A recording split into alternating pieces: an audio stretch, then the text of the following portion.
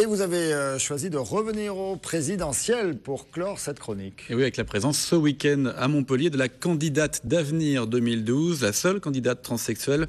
Mais vous allez l'entendre, sa candidature n'est pas communautariste, son programme est généraliste.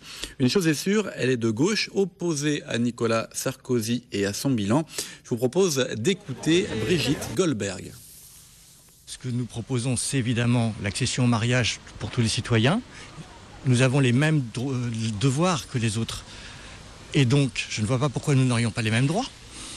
Et c'est également la possibilité d'adoption pour les couples homoparentaux, éventuellement une loi concernant les mères porteuses et également l'amélioration conséquente de la situation des personnes transsexuelles et transgenres au niveau du changement d'état civil et au niveau du suivi médical. Sur un plan plus général, nous prônons une réforme fiscale en profondeur.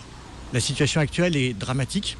Je dirais que le bilan de M. Sarkozy, c'est un petit peu comme le Titanic, c'est-à-dire que les premières classes sont encore au sec, en train de siroter leur whisky devant leur cheminée. Les secondes classes, c'est-à-dire les classes moyennes, commencent à avoir les pieds dans l'eau. Autrement dit, elles ressentent des effets de la crise et surtout les effets d'une politique qui entraîne une baisse de leur pouvoir d'achat, une remise en cause de la sécurité de l'emploi.